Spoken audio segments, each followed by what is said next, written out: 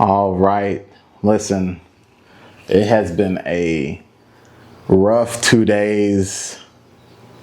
Man, I couldn't even dream of something like this happening to me while I'm here. But let's get into it. Yeah, I had dreams of the Philippines. Now that they had come, I'm going to run to my flight, fly through the night. Once I land, the plane is in motion. Doors open wide, I'm on my way. Heart on fire, no time to waste. Passport stamped, I'm almost there. I can taste it in the air. I'm a streamer in the Philippines. I'm a streamer in the Philippines. Middle of the ocean. So I got here in General Santos on May 30th. So I've been here only maybe a week.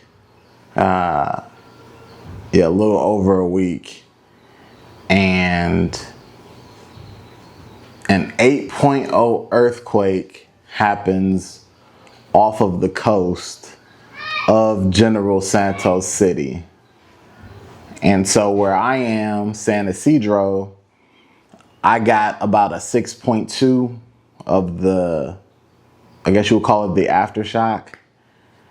And I'm just glad that I didn't wake up to the earthquake, but I was already awake and I was watching TV. And initially when it started happening,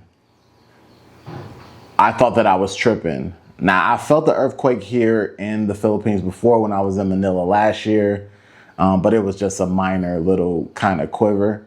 But when it happens, you think you might be tripping. But then the ground keeps shaking and it gets more and more violent. And this is the first time I have ever experienced an earthquake. I was warned that General Santos does have earthquakes, but it had been some years. I'm probably gonna have to double check to make sure that that is true, but I had been told that it had been some years since their last earthquake. But man, everything started shaking.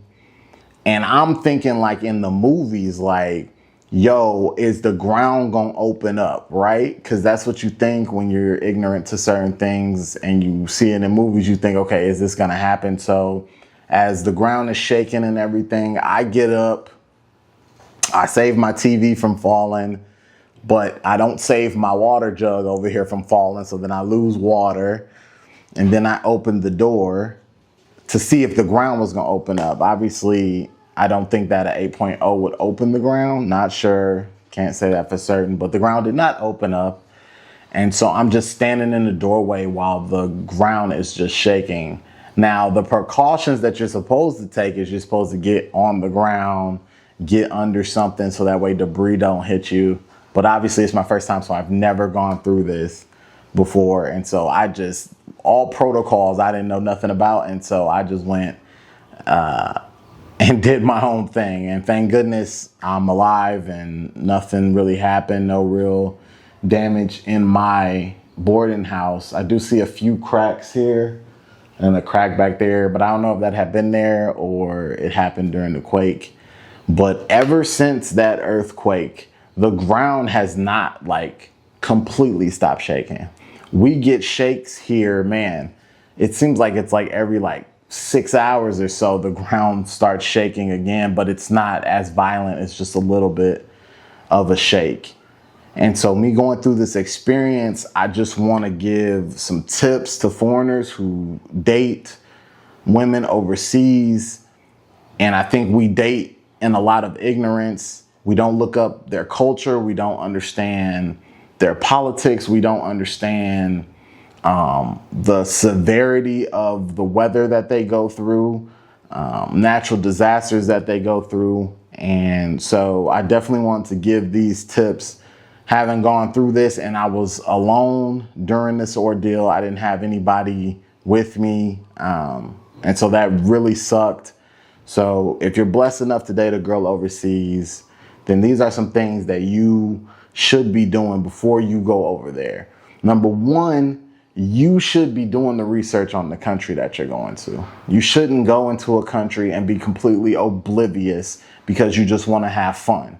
You should know where you're going. You should know how the culture works. You should understand how the people live, why they're in the condition that they're in when you get there. You need to understand all of those things. And so, number two, especially in these places that have natural disasters, you need to ask whoever you're dating, what is the severity of the things that go on with their weather? I always ask Filipinos when I'm trying to date them, how bad are the typhoons, right? Because they get a lot of typhoons. Some places get obliterated, other places not so much, but other places deal with flooding. Other places deal with all kinds of structural issues. So you should be asking those questions when you're dating somebody who lives in a place that has severe weather, that have these natural disasters. What are the conditions that happen?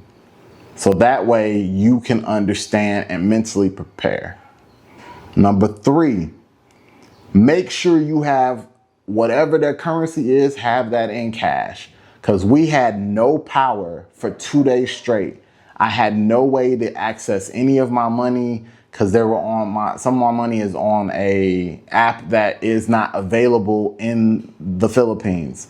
So you need to understand that some apps that you have are not going to be available in the Philippines. So make sure that you're planning yourself around that.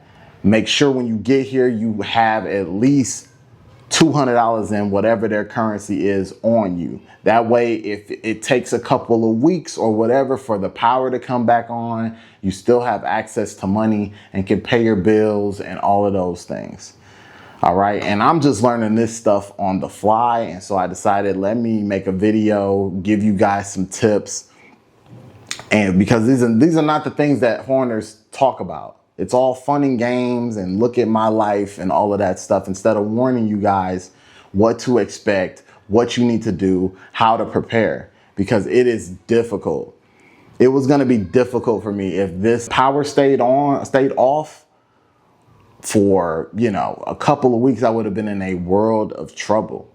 Had no phone charge, nothing. You know what I mean? Make sure you keep your devices charged, because I was able to have at least a few of my devices charged for about a day and a half before all my devices died.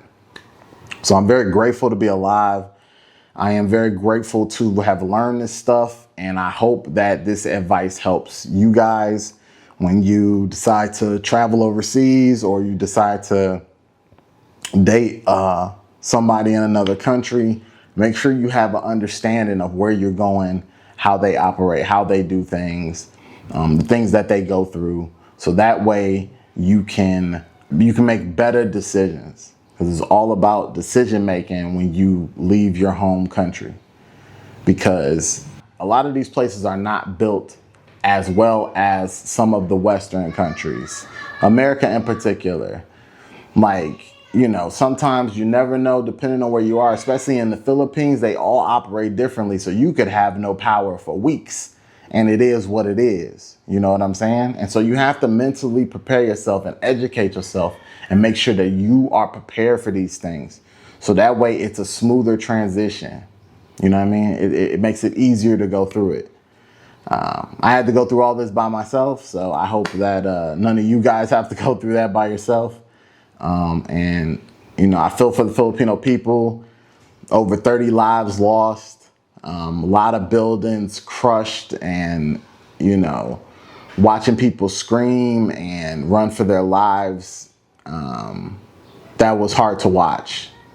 Some of the videos that I've seen posted, it was tough to watch. And I pray for everybody who is in General Santos with me, that you guys recover and that you didn't lose any loved ones. And for those who lost loved ones, I'm so sorry that you guys went through that. This has been very, very tough, even on me, even though I haven't lost anybody, or, I'm blessed enough that I didn't get hurt or anything, but it's hard to watch. And so I feel for you Filipino people. I respect y'all resilience, but love you guys, man. I appreciate you guys for watching. Hopefully my advice helps. Make sure you don't live in ignorance. Keep yourself educated and learning from your mistakes. Appreciate y'all. Peace.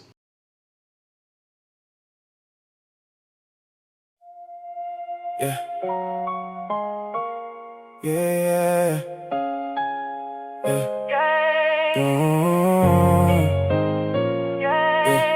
Yeah. Yeah. Yeah, grew up a hard head, thought I knew it all. Was clawless, didn't see the fall. When I look around, I'm surrounded by clowns, but animals, nothing but lions. Tigers, bears on my, don't cover their eyes. Either they is hear the cries. Not a single witness there if you die. Minds for lies. When they listen, it's not to reply. Only wants to know who snitched, so they can get put in the ditch. Death is an itch that loves a scratch. Don't get too attached. Never know who stabs you in the back. Biblical perspective kept me away from all that. Yeah. You saved me from the times when I was destined for. Yeah.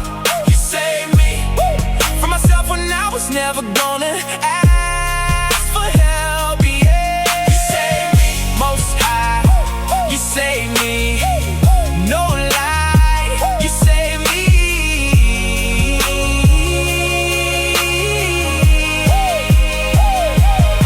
You saved me from the times when I was destined to fall.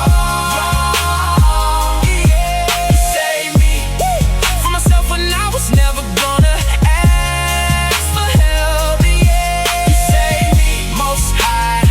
You saved me, no lie. You saved me.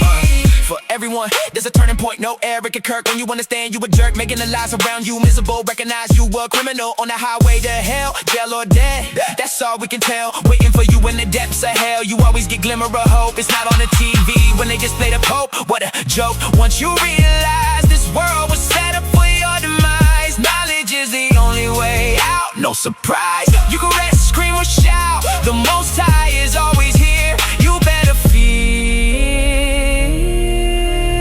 Pray and make that clear.